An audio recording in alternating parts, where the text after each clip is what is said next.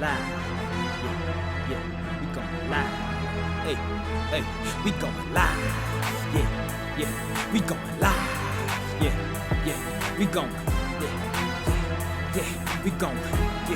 Yeah, we going live. From the 50-yard line, we going live. From the 50-yard line, we going live. From the 50-yard line. Hey. All right, let's go to this Ian Rappaport. Report from Ian Rappaport. That the football season is going to be awesome. Obviously, the coronavirus, COVID-19 has affected everyone. But it's also affected the sports landscape. And while the NBA is still trying to figure out how it's going to begin or continue its season, the NFL is bracing for the idea that football won't start on time. Yeah. What do you guys feel about that? I saw something last night. I thought I saw where they said that they're planning to start in September on time. Okay. They're planning to start on time. Now, the problem with that, if I'm a player, is wait, because I haven't had proper time to train and prepare. Mm-hmm. I mean, we saw what happened when I think they took it from, like, they cut the number of times they could practice. Right. And we saw how many players instantly got injured. Like, once the preseason started, it was like they were falling out like flies. Like, wait a minute. So for you to now say, well, do what you do on your own and we're just going to hit the ground running, that's inconsiderate and it's just rude. Or like my niece would say, it's ghetto.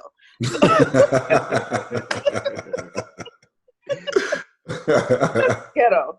So, yeah, it's wrong of them because, again, that goes back to my whole point. You don't care nothing about them. They're just commodity.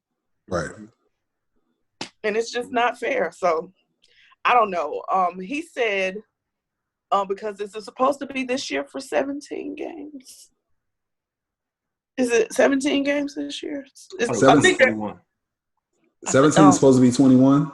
I think I think that's one of the things they've tried to move up. Yeah, they did. Yeah.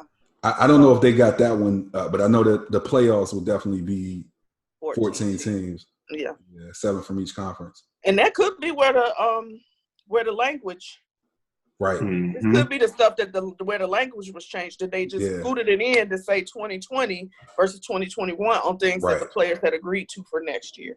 Yeah.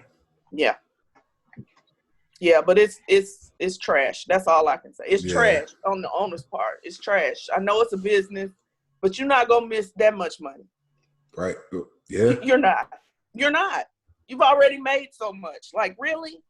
One of the things that I heard last night is that, and speaking about this upcoming season, is that if it needs to be pushed back, they won't push it back farther than May.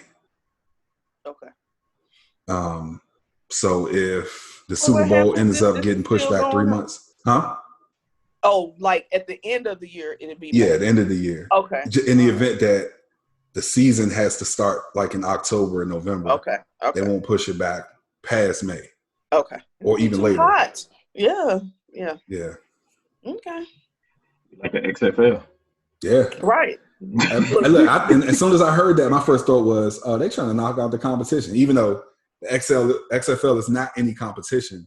Not at all, baby. But no. The NFL does have a monopoly on they want to anyway. Football. In this country. Right. Don't let it be that they listen, Jarrett, your genius idea that who was that John Sally. John Sally said your genius idea. So maybe they'll end up doing something crazy like that. Who knows? I was like, hold up. John Sally watched the podcast? You heard what I said?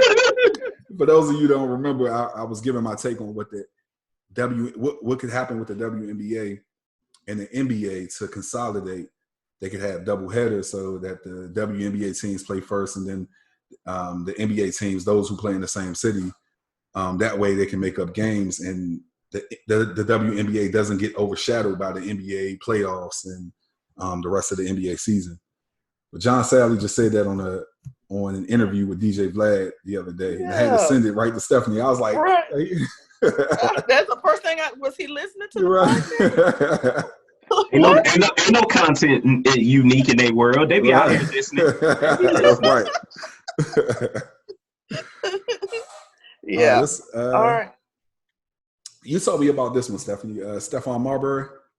Yeah. So I saw an interview he did where he basically he was in China when COVID-19 broke out. Mm-hmm. So he was pretty much stuck there until, it died down. He was able to travel back home.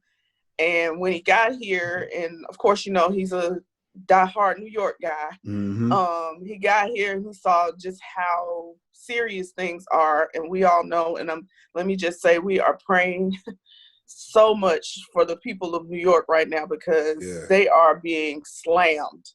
This is crazy. I think they said today they're up to 1,000 deaths. Wow. Just in New York. Wow. And so when he saw what was going on, he immediately started making contact with the people that he knew in China to send over more PEP, which is the protective equipment that they have to wear. So he was able to broker a deal where they got masks and things that they need basically at an extreme discounted price.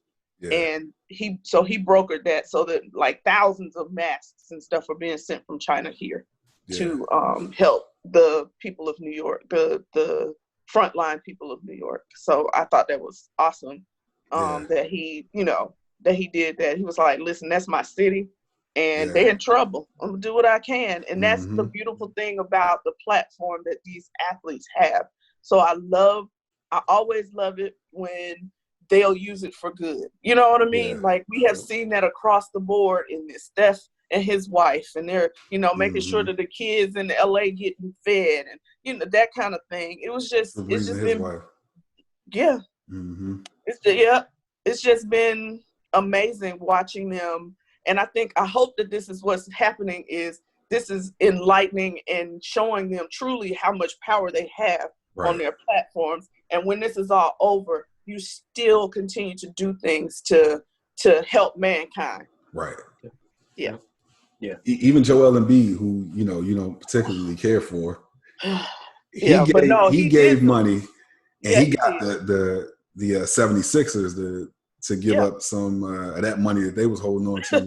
Right. So, shout out to him. Shout out to Stephon Marbury. One day we're gonna have a deep dive into all of the things that he does behind the scenes. Man, he's deep.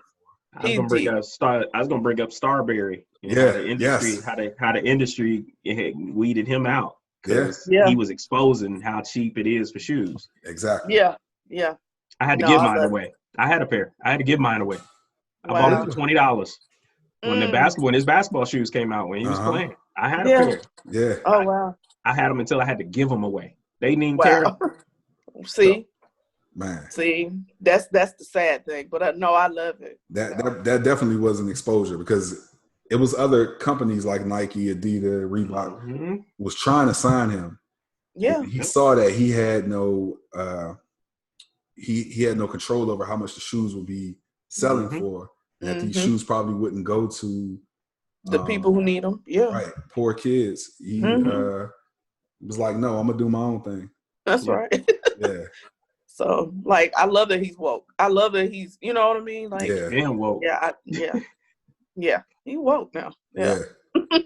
Now put the cameras on me. Put the cameras on me. Put the cameras on me. Put the cameras on me. Put the cameras on me. Put the cameras on me. Put the cameras on me.